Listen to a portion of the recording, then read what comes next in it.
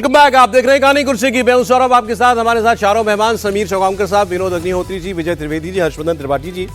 कई खबरें जल्दी जल्दी सबकी बात करेंगे। पहले आपको अपडेट आज पार्लियामेंट का दे दूं। मॉनसून सत्र का चौथा दिन था और वो भी धुल गया मतलब वॉश आउट, हंगामे की भेंट चढ़ गया। विपक्ष का प्रोटेस्ट आज भी चलता रहा। दोनों सदनों की कार्रवाई स्थगित कर दी गई है और इस सत्र का चौथा दिन आज पूरी तरीके से हंगामे के नाम रहा।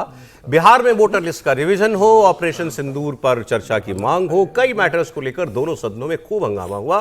संसद की कार्रवाई शुरू होते ही, बल्कि उससे पहले ही, विपक्षी सांसदों ने संसद के दरवाजे पर बैनर पोस्टर लेकर के प्रदर्शन किया। सोनिया गांधी भी आज इस प्रोटेस्ट का हिस्सा थी। ये एक नई बात है। राहुल गांधी, प्रियंका गांधी वो तो शामिल हो ही रहे, आज सोनिया गांधी भी इस प्रोटेस्ट में थी। अगर थोड़े नारेबाजी सुनवा दीजिए, बाहर क्या हो रहा था, फिर अंदर का बताएंगे आपको आज।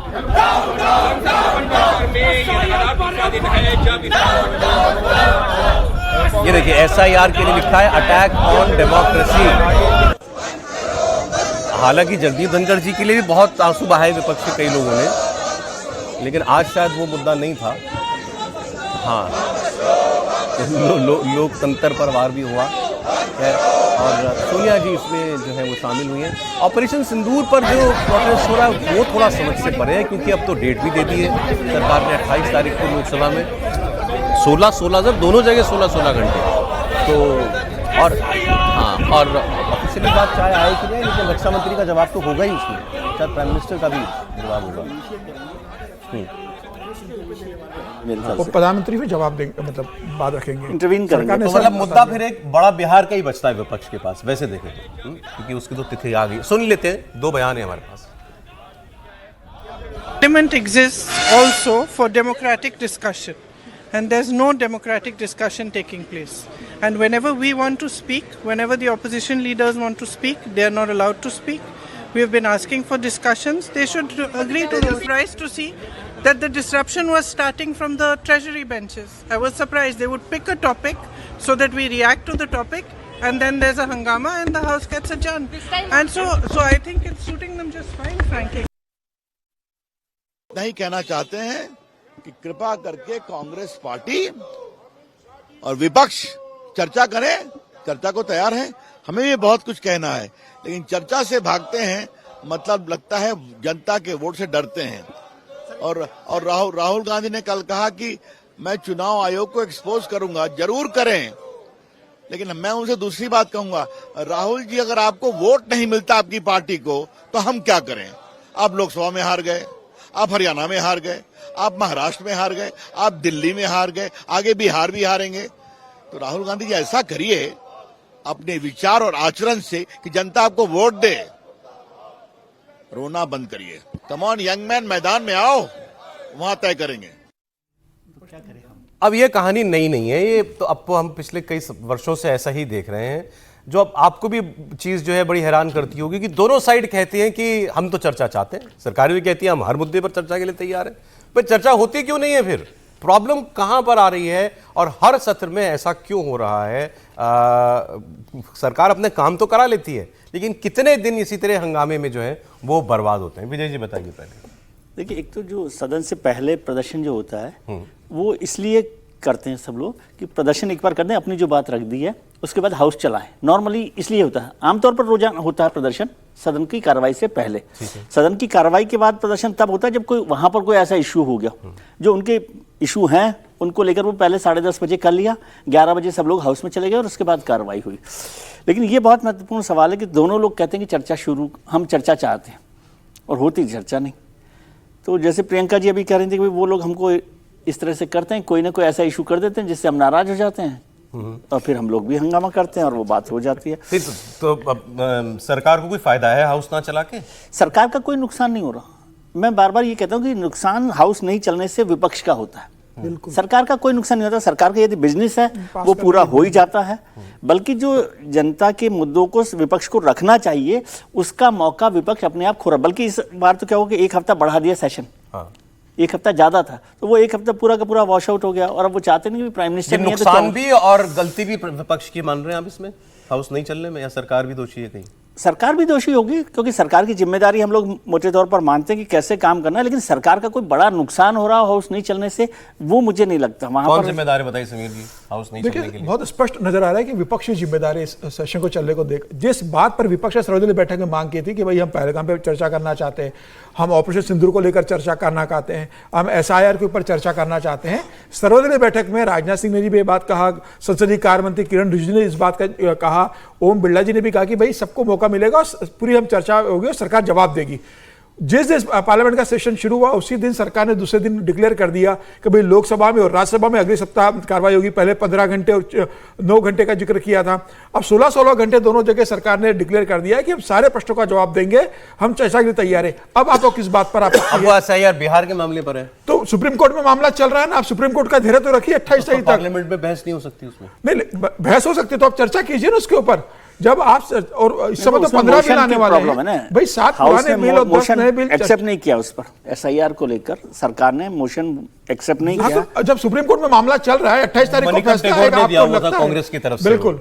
और हर बार आप भाई ये इस तरह से एटीट्यूड रखो लोकसभा राज्यसभा के अंदर, लोग पूरा देश देखता है और हर आदमी बड़ा निराश होता है इस बात से कि क्यों जो है हमारे सांसद जो है किसी गलती किसी की भी हो, क्यों नहीं मिलती किसी की भी गलती किसी का भी मसला नहीं सर। देखिए इस मसले पर तो हम लोग भी कह रहे थे ना उस दिन, हम भी नाराज थे, विजय जी भी बहुत ज्यादा नाराज थे। हम लोग कह रहे थे क्यों नहीं सरकार करा ले रही, तारीख बता दिया, तय हो गया, पहले 16/9 था, अब 16/16 हो गया। अब इसके बावजूद आप एक तरीका निकाल लेते हैं। और जो अभी विजय जी ने कहा वो बात मुझे ठीक लगती है कि आपको जितने मुद्दे खूब प्रदर्शन कीजिए, लेकिन जब समय हो गया तो अंदर जाकर अपनी बात रखिए।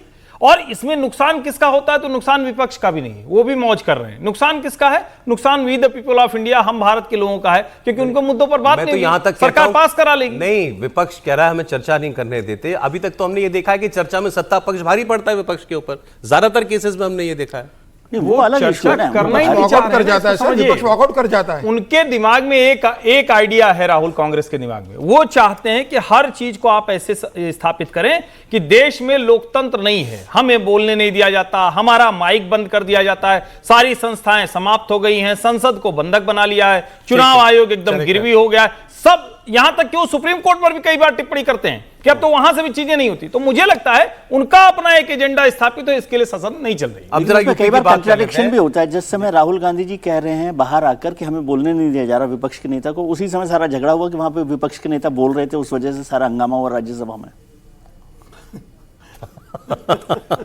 ये बात ठीक कह रहे हैं। देखिए LOP नहीं, लोकसभा के LOP कह रहे हैं मुझे बोलने नहीं दिया जा रहा, और लोग कह रहे हैं कि बीजेपी की नाराजगी इस बात से भी हो गई कि वहां राज्यसभा में मल्लिकार्जुन खड़गे को खूब बोलने दिया जा रहा था और वो खूब धुलाई कर रहे थे सरकार की, और जगदीप धनखड़ उनको रोक नहीं रहे थे। जो मुद्दे चर्चा में उठाए जाने थे वो उन्होंने उसी समय उठा दिए मल्लिकार्जुन खड़गे साहब ने, तभी नड्डा जी को इंटरवीन करना पड़ा। लेकिन मैं एक बात कहूंगा कि ये बात, मैं विजय जी की बात से सहमत हूँ कि चर्चा ना होने पर विपक्ष का नुकसान ज्यादा होता है, क्योंकि सरकार अपना बिजनेस करा लेती जब कराना होता है, और हंगामे में भी बिल पास करा लेती है। बिल तो पास हो रहे हैं, ध्वनिमत से पास हो जाते हैं बिल, वॉइस वोट से पास हो जाते हैं।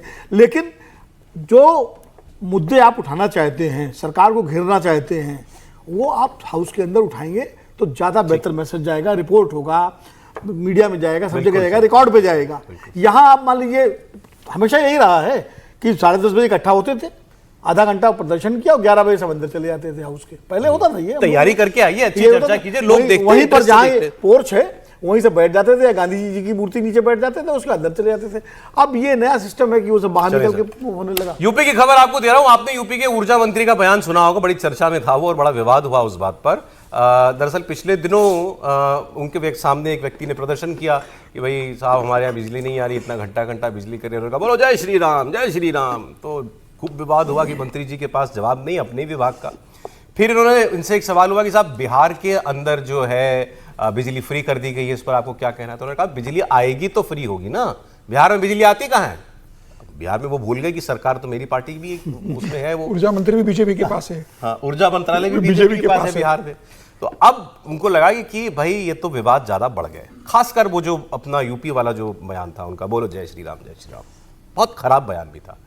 अब एक तस्वीर ऐसी आई, एक वीडियो ऐसा आया, अब ये जानबूझ के वीडियो बनाया गया, प्रायोजित था सब कुछ, या फिर भाई मंत्री जी की बैठक से वीडियो निकल गया, ये बात हो सकती है।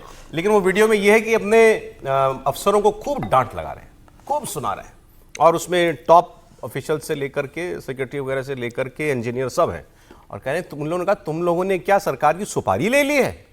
जनता परेशान है, जन प्रतिनिधि आम जनता हर कोई जो है मुझे कोस रहा है, ताने दे रहा है, और आप लोग कुछ कर ही नहीं रहे, इसी कमरों में बैठे हैं। अब ऐसा काम नहीं चलेगा, लोग मेरे बाल नोच रहे हैं, उन्होंने कहा।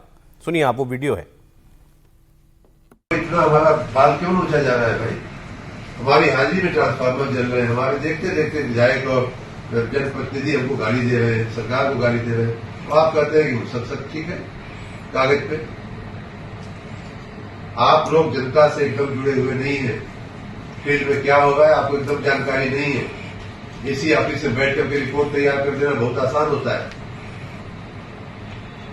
ये रिपोर्ट सुनने का कोई मतलब नहीं है आप लोगों की।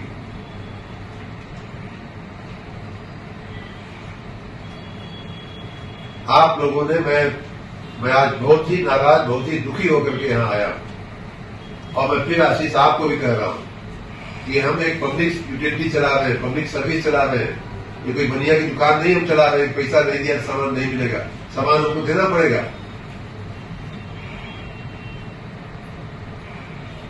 क्या व्यवस्था आप लोग चला रहे हो? छोटी सी बिल नहीं जमा हुआ, पूरे गांव की लाइट। हम ए.के. शर्मा साहब ने अब वो अफसरों को वो डांट रहे हों और पीछे खड़ा होकर कोई वीडियो बनाएगा, तो मुझे लगता है कि ये सोचा गया हो कि साहब ठीक है, एक ऐसा भी भाई दिखाया जाए कि मंत्री जी बहुत सख्त हैं, अब सहन नहीं होगा। इमेज बिल्डिंग एक्सरसाइज है, इमेज बिल्डिंग एक्सरसाइज। हाँ, त्रिपाठी जी बताइए। नहीं, ये तो मुझे ये लग रहा है ना कि उन्होंने जो एक बात कही कि आप लोग बिल्कुल जनता से कटे हुए हैं, आईना कोई रखता तो बेहतर होता। मैं पूछ लेता हूं, जो आप राज्य के ऊर्जा मंत्री हैं और आपको इतने समय के बाद जब विधायक, जनप्रतिनिधि और जनता गाली देने लगे, तब पता चल रहा है कि ये सब हो रहा है। कम से कम 2 ऐसे अवसर हैं, और ये कभी नहीं होता। जब पुराने राज में समाजवादी पार्टी के समय में, और ये बड़ी मतलब जिम्मेदारी से कह रहा हूं, बिजली कटा करती थी, तब भी अगर सपा का कोई मिनिस्टर पहुंच गया और उस पर ऊर्जा मंत्री, तो शहर की बिजली नहीं जाती थी। इनके कार्यक्रम में 2 बार बिजली कट चुकी है। अच्छा, ऊर्जा मंत्री जी के कार्यक्रम में 2 बार ऊर्जाहीन रह चुका है। और आज आप अधिकारियों को कह रहे हैं कि तुम जनता से कटे हुए हो, तुमको कुछ पता नहीं। अरे भाई, आप भी तो उसी प्रदेश में हैं, वहीं घर द्वार है ना आपका। आपके लोग नहीं बताते हैं कितनी बिजली आ रही, कितनी नहीं आ रही, और कटौती हो रही कि नहीं हो रही। और मैं तो कह रहा हूं और जगह छोड़ दीजिए, नोएडा जैसी जगह पर पता कर लीजिए। बिल्कुल, ये तो अब सोसाइटी में डीजी वाला सिस्टम हो गया है, तो पता चलता नहीं, खट से गई, खट से आ गई, जनता को पता नहीं चलता कि वैसे ही 9 राज्यों से महंगी बिजली उत्तर प्रदेश में है, अब पूरे देश से महंगी बिजली हो गई, क्योंकि डीजी पर तो बड़ा रेट हो जाता है ना। तो पता नहीं, मेरी समझ नहीं आ रहा है ये जो पीआर एक्सरसाइज, और इसको जनता अब समझ जाती है, ये पीआर एक्सरसाइज है, ये प्योर पीआर एक्सरसाइज है। और मंत्री जी का अंदाज देखिए ना, कोई गुस्सा दिख रहा है। मुझे तो ये भी लग रहा है कि वो कहा तो उन्होंने मैं बहुत नाराज हूं, पता नहीं वो सही है, मैं हो सकता है गलत में देख रहा हूं, लेकिन मुझे लग रहा है उसमें कहा तो लोग हंस भी रहे होंगे। अरे सबके मुंह नीचे हैं। ये वही मंत्री जी हैं, मुझे याद नहीं आ रहा, त्रिपाठी जी बता सकते हैं, जो इनको मुख्यमंत्री जी नहीं बनाना चाहते थे। आप भी ऐसी बातें कह लेते हैं। त्रिपाठी नहीं, ये तो मुख्यमंत्री बनने गए थे, ये तो मुख्यमंत्री बने गए थे उत्तर प्रदेश में। लेकिन देखिए सर, फिर मंत्री नहीं बने बहुत टाइम तक, मंत्री नहीं बने, फिर इनको उपाध्यक्ष बनाया गया पार्टी का, हाँ, प्रदेश का। उत्तर प्रदेश सर जल्दी चले, बहुत सारी बिजली उत्तर प्रदेश में ऊर्जा मंत्री इसके पहले जो था श्रीकांत शर्मा ने बेहतर अच्छा काम किया था। श्रीकांत अच्छे थे ऊर्जा मंत्री, श्रीकांत ने अच्छा काम किया था। मैं तो खुद ऊर्जा इस बात मंत्री को इनको बना दिया, और आज वो कहते हैं कि आप अधिकारियों से कह रहे थे आप एसी में बैठ के रिपोर्ट बनाते हो। तो शर्मा जी कहाँ फील्ड में गए तो वो खुद सारे जीवन एसी में बैठ के काम करते रहे, वो फील्ड की इनको जानकारी नहीं है। ठीक है सर, जल्दी थोड़ी खबरें ज्यादा हैं आज। यूपी में एक और नेता की ऐसी बात जो जब भी बोलते हैं कुछ ना कुछ विवाद खड़ा हो जाता है, घमासान छिड़ जाता है। स्वामी प्रसाद मौर्य की मैं बात कर रहा हूं। इन्होंने ये 3-4 दिन से ये कांवड़ियों पर हमले कर रहे हैं, और इसकी वजह से आज इनके घर का घेराव कर लिया गया। लखनऊ में स्वामी प्रसाद मौर्य के घर के बाहर भारी पुलिस फोर्स लगानी पड़ी। विश्व हिंदू रक्षा दल के कार्यकर्ताओं ने स्वामी प्रसाद मौर्य के घर के बाहर जलाभिषेक करने का ऐलान किया था। इसको देखते हुए लखनऊ पुलिस अलर्ट थी, और सुबह सुबह ही इनके नेताजी के घर के बाहर पुलिस का जमावड़ा जो है पहरा लगा दिया गया। और जैसे ये हिंदू संगठन के लोग वहां पर पहुंचे, पुलिस ने इनको रोक लिया, और इनमें से बहुत सारे लोगों को जो है वो हिरासत में ले गया। इन्होंने कहा क्या? इन्होंने कहा कांवड़िए जो हैं ये उपद्रवी हैं, कावड़िए माफिया की तरह हिंसा करते हैं। सुनिए इनका बयान। मेरी मान्यता है कि अगर कांवरियों के रूप में कोई तोड़फोड़ कर रहा है, हिंसक घटनाओं को अंजाम दे रहा है, मारपीट कर रहा है, लोगों की गाड़ियां तोड़ रहा है, जला रहा है, कुछ बहनों की स्कूटी और मोटरसाइकिल भी तोड़ी गई है, उनके साथ बदसलूकी हुई है। मिर्जापुर में एक सेना के जवान को लातों घूस द्वारा पिटाई की गई है। ऐसे गुंडे माफिया अपराधी मवाली कांवरियों के वेश में वो सत्ता संरक्षण प्राप्त गुंडे माफिया अपराधी हैं। सत्ता संरक्षण प्राप्त गुंडे माफिया अपराधी हैं, इसीलिए सरकार उनके खिलाफ कार्रवाई नहीं करती, उन पर फूल बरसाती है, ऐसे अराजक तत्वों का हौसला अफजाई करती है। स्वामी प्रसाद मौर्य के इस बयान के बाद विवाद होना ही था। आप सारे कांवड़ियों को माफिया, गुंडा, अपराधी जो है कह रहे हैं, और सरकार क्या कह रही है? योगी आदित्यनाथ ने क्या कहा? उन्होंने कहा कि कांवड़ियों के भेष में, इनके आड़ में लोग गुंडागर्दी या माहौल खराब करने की कोशिश करेंगे, हम उनको चिन्हित कर रहे हैं। मतलब वो ये कह रहे हैं कि कांवड़ियों को बदनाम करने के लिए कोई लोग ऐसी एक्टिविटी करते हैं। कांवड़िए ऐसा काम नहीं कर सकते हैं। लेकिन स्वामी प्रसाद मौर्य का बयान जो था बड़ा लोडेड बयान था। समीर जी, देखिए, बहुत दिनों बाद स्वामी प्रसाद मौर्य चर्चा में आए। एक समय तो बसपा के बड़े बड़े नेता थे, उसके बाद समाजवादी पार्टी के बड़े नेता रहे, योगी जी की सरकार में मंत्री थे। फिर बीजेपी में आए, योगी सरकार में मंत्री रहे, बेटी को उन्होंने बीजेपी से सांसद बनाया था। अब उनको बहुत दिनों से किसी पार्टी में है नहीं, अपनी पार्टी बनाए, राजनीति चल नहीं रही। उन्हें लग रहा भाई एक समय तो मीडिया और टीवी चर्चाओं में मैं रहता था, सारे हुजूम मेरे पास रहता था, मुझे कोई पोस्ट नहीं रहा, तो कम से कम मैं बयान दूं। अब तो चुनाव आ रहे हैं, तो कम से कम कोई पार्टी सोचे कि भाई स्वामी प्रसाद मौर्य भी हमारे यहाँ रहा है, तो कोई हमें ऑफर दे तो हम किसी पार्टी में जाने की बात करें।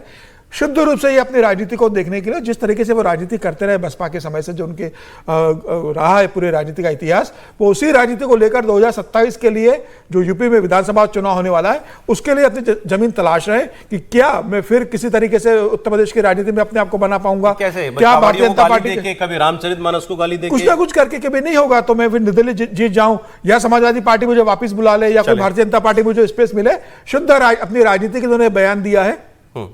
उनके बयान से केवल एक बात समझ में मुझे आई है कि शायद स्वामी प्रसाद मौर्य आजकल बीजेपी में नहीं है, क्योंकि वो केवल पॉलिटिकल पार्टी के रेफरेंस उससे समझ सकते हैं। एक मेरा सुझाव है कांवड़ियों को लेकर के कि कांवड़ियों की पहचान की, कौन असली कांवड़िया है, कौन नकली वेश में, एक पंजीकरण होना चाहिए कांवड़ियों का। जैसे अमरनाथ यात्रा के लिए पंजीकरण होता है, वैष्णो देवी के लिए होता था, वैसे ही हर राज्य सरकार इसका एक पंजीकरण व्यवस्था करे, लेकिन जिससे जो नकली, जैसे कोई जो है 5-6 मुसलमान निकल, हाँ, उस तरह के जो तमाम मुस्लिम है वो कांवड़ियों वेश से पहुंच गया, या कोई गैर, वो तो कम से कम एक ज्यादा कुछ करना नहीं है, बस आपको लॉ एंड ऑर्डर जैसे चलाना चलता है वैसे ही चलाना है। और यहाँ एक जगह जाना नहीं है ना, मतलब कोई एक जगह नहीं है जहाँ मंदिर जाना है। यहाँ तो कहीं से कहीं जाते हैं, कहीं से कहीं जाते हैं, तो थोड़ा मुश्किल है। जो अगर कोई कांवड़िया हिंसा कर रहा है, आप उस पर वैसे ही एक्शन लीजिए जैसे किसी नॉर्मल आदमी पर आप लेते। लेकिन सारे कांवड़ियों को आप पेंट नहीं कर सकते कि ये तो अपराधी। बिल्कुल पेंट नहीं करना चाहिए। समस्या वो होती है जो हिंसा करते हैं उन पर कार्रवाई जब नहीं होती तब लोग पेंट पुलिस डरती है। पुलिस डरती है बस कि इनको हाथ लगाएंगे तो हाथ लगा। पुलिस तो पूरी व्यवस्था में रहती है कि कोई उन पर हाथ ना लगाए। दिक्कत है। चलिए आगे बढ़ते हैं सर। अगली खबर जो है हेमंता बिस्वा शर्मा, ये भी मतलब बातें एक से एक निकाल के लाते हैं। वो असम में अगले साल चुनाव है। अब बीजेपी के ये जो फायर ब्रांड मुख्यमंत्री हैं हेमंता बिस्वा शर्मा, आगे बढ़ाइए, इन्होंने अब ये कहा है कि प्राइम मिनिस्टर आ गए। मैं आपको खबर बताऊं, देखिए अभी फिलहाल यूके से तस्वीर आई है। इंग्लैंड के प्रधानमंत्री जो है कियर स्टारमर, उनसे मुलाकात हुई प्रधानमंत्री नरेंद्र मोदी की। फ्री ट्रेड एग्रीमेंट साइन होना है वहां पर। प्रधानमंत्री 2 दिन की यात्रा पर इस वक्त ब्रिटेन में हैं। बहुत महत्वपूर्ण ये दौरा उनका है। ये फ्री ट्रेड एग्रीमेंट जो है, इससे दोनों देशों का व्यापार कई बिलियन डॉलर बढ़ जाने की संभावना जताई जा रही है। और इसके अलावा जो और मुद्दे रहेंगे इस चर्चा में, खालिस्तानी तत्व जो वहाँ पर जो बैठे हुए हैं उनकी बात भी प्रधानमंत्री करेंगे, वो मुद्दा भी उठाएंगे। फिर जो हमारे कुछ इकोनॉमिक ऑफेंडर्स जो हैं, जैसे नीरव मोदी, विजय माल्या, ये लोग, इनकी बात भी जो है वहाँ पर की जाएगी, क्योंकि कई के मामले जो हैं प्रत्यर्पण के वो बड़े आगे की स्टेजेस पर जो हैं वो पहुँच गए हैं। और अगर ये फ्री ट्रेड एग्रीमेंट की बात करें तो इसमें क्या तय किया गया है दोनों देशों के बीच में कि भारत यूके से जो सामान हमारे यहाँ पर आयात होता है उस पर 15% टैक्स लगता था, अब वो 3% हो जाएगा। मतलब इंग्लैंड में बने उत्पाद को भारत की मार्केट में सस्ते दरों पर बड़ी जगह मिलेगी। दूसरा, इस दोनों के बीच फ्री ट्रेड एग्रीमेंट से बायलैटरल ट्रेड $35 बिलियन एनुअली पहुंच जाएगा, ये भी अनुमान लगाया जा रहा है। जिन चीज़ों पर टैक्स सस्ता होगा, मतलब जो यूके के उत्पाद भारत में सस्ते मिलने लगेंगे, उनमें गाड़ियां भी हैं, कॉस्मेटिक्स भी हैं, मतलब मेकअप वगैरह का सामान, विस्की भी है, जिन भी है, सॉफ्ट ड्रिंक्स भी हैं, लैम्प और मेडिकल डिवाइसेस। खास तौर पर इन चीज़ों पर सहमति बनी है कि टैक्स जो है वो कम कर दिया जाएगा। विस्की कहा तो हर्षवर्धन जी मुस्कुरा रहे हैं। यूके इनकी जो क्लीन एनर्जी इंडस्ट्री है उसको भी अब भारत में आने में ज़्यादा जगह जो है वो मिल पाएगी। अभी आपने हाल फिलहाल में देखा कि नहीं देखा कि एक वीडियो जो है हमारे जो पेट्रोलियम मिनिस्टर हरदीप पुरी साहब का, उनका एक इंटरव्यू बीबीसी में चल रहा था, देखा आपने? और उन्होंने जो हड़काया उस आदमी को, वो बड़ा अच्छा है। वो व्यक्ति जो है ये आरोप लगा रहा था उनके ऊपर कि आप तो दुनिया भर में प्रदूषण फैलाने वाले लोग हैं, आपकी 80% जरूरतें जो है कोयले से पूरी होती हैं। तो उसका जवाब उन्होंने दिया कि आपकी तैयारी पूरी नहीं है और हम जिस दिशा में जा रहे हैं, चाहे एथेनॉल ब्लेंडिंग हो या साहब ने बड़ा सोलर हो, दमदार तरीके से जवाब दिया था। खूब क्लीन एनर्जी क्षेत्र ये भी क्योंकि ये यूके वाली बात आई तो ये समझ में, ये मैंने आपको बताया। बाकी त्रिपाठी जी बताएंगे। विदेश मंत्री जी का इंटरव्यू भी याद आ गया मुझे, पता नहीं क्यों। सर आपको हर मौके में गलत बात क्यों याद आती है? ऐसे नहीं, बीबीसी का इंटरव्यू था तो। विदेश मंत्री। अच्छा ठीक है, एक बार जरा बता दें क्योंकि जनता को ये दिलचस्पी होगी कि ये यूके के साथ भारत के इकोनॉमिक इंटरेस्ट जब जुड़ेंगे तो फ्री ट्रेड एग्रीमेंट बेसिकली होता क्या है? देखिए, बड़ी सीधी सी बात है कि जब दुनिया की शर्तों के लिहाज से, यानी WTO की शर्तों के लिहाज से हम कोई भी कारोबार करते हैं तो उसकी कुछ तय शर्तें होती हैं, और एक तरह से कहें कि जिस तरह से ट्रंप टैरिफ लगा रहे हैं वो गलत कर रहे हैं, वो WTO की शर्तों का उल्लंघन भी है। लेकिन चूंकि अमेरिका करता है तो उस पर कोई बहुत ज़्यादा दबाव बनाने की स्थिति नहीं है। अपने देश में आप कोई सामान दूसरे का सस्ता ना हो जाए और हमारा वाला महंगा ना हो जाए, इसके लिए सारा टैरिफ का खेल होता है, यानी ड्यूटी लगा देते हैं। जो यूके का मार्केट है वो पिछले लंबे समय से भारत उसको टैप करने की कोशिश कर रहा है, और उसको आप यूं भी समझें कि यूरोप के एक्सटेंशन के तौर पर हम देखते हैं, यानी उस बाजार को अगर हम टैप कर पाएंगे, और अगर ब्रिटेन के साथ ये फ्री ट्रेड एग्रीमेंट हो गया, यानी दोनों देश एक दूसरे के आयात पर न्यूनतम शुल्क लगाएंगे, ये जो बहुत ज्यादा शुल्क लगता है, और यहां ये भी समझिए कि हमारी कंपनी है जगुआर जो है वो उनकी कंपनी नहीं रही, वो खरीदी जा चुकी है। तो एक तरह से कई ऐसी चीजें हैं जिसको हम कहें कि हमारे देश की कंपनियां वहां मैन्युफैक्चर करती हैं, कारोबार करती हैं, और हमारे देश में जो विशेष करके टेक्सटाइल है, दूसरी जो ऐसी चीजें हैं उनको हम वहां पहुंचा सकेंगे। तो दोनों देशों के लिए एक बहुत बेहतर समझौता है, हमें भी मार्केट मिलेगा ना, मार्केट मिलेगा। और जब हमको पता रहता है कि भाई ये स्टैंडर्ड है, इतना ये होने वाला है, तो आपको सौदेबाजी में दिक्कत नहीं। जैसे आज ही एक सुबह खबर है ना कि भारत में लोगों ने लग्जरी कारों को बुक करना बंद कर दिया है, रोक दिया है। क्यों कर दिया है? क्योंकि अगर ट्रेड FTA हो गया तो जो उनको रेंज रोवर खरीद के लानी है, डिफेंडर खरीद के लानी है, वो सस्ती मिल जाएगी। तो लेकिन दोनों देशों के लिए अच्छा है, और अमेरिका पर भी भारत के साथ FTA करने के लिए दबाव बढ़ेगा। तो अमेरिका के साथ जो हमारी इकोनॉमिक डील हो रही है उसको फ्री ट्रेड एग्रीमेंट नहीं कहा जा रहा है? नहीं, वो भी फ्री ट्रेड एग्रीमेंट, वो भी फ्री ट्रेड, वो भी वही हुआ। वो ट्रेड डील का मतलब ये है कि आप डील का मतलब है कि बायलैटरल एक तरीके से आप कर रहे हैं, लेकिन अब उसका लोकल डोमेस्टिक लेवल पर भी कितना असर पड़ता है ये भी आपको देखना चाहिए। ऐसे लगने में बहुत सुहाना लगता है मौसम, लेकिन जब FTA आप करते हैं और आपने किसी दूसरे देश के लोकल मैन्युफैक्चरर पर असर पड़ता है, उसको अपॉर्चुनिटी भी तो मिलती है ना सर। लेकिन दोनों अलग अलग लोग हैं ना, दोनों अलग अलग लोग हैं। एक जिस पर आपने कम किया है टैरिफ, वो इंडस्ट्री अलग है। जिस इंडस्ट्री पर आपकी तरफ से कम हुआ, मतलब दूसरे देश ने कम किया, वो इंडस्ट्री अलग है। तो उसका दोनों है कि आप अपनी दोनों फर्क है, इंडस्ट्री और सेक्टर देख पड़ती है, उसके हिसाब से कर लेते हैं। देखिए, बस रिकॉर्ड के लिए इंग्लैंड जो है दुनिया की 6ठी बड़ी अर्थव्यवस्था है, हम 4थी हैं। तो 2 बड़ी इकोनॉमीज हैं दुनिया की जिनके बीच में ये व्यापार सौदा हो रहा है।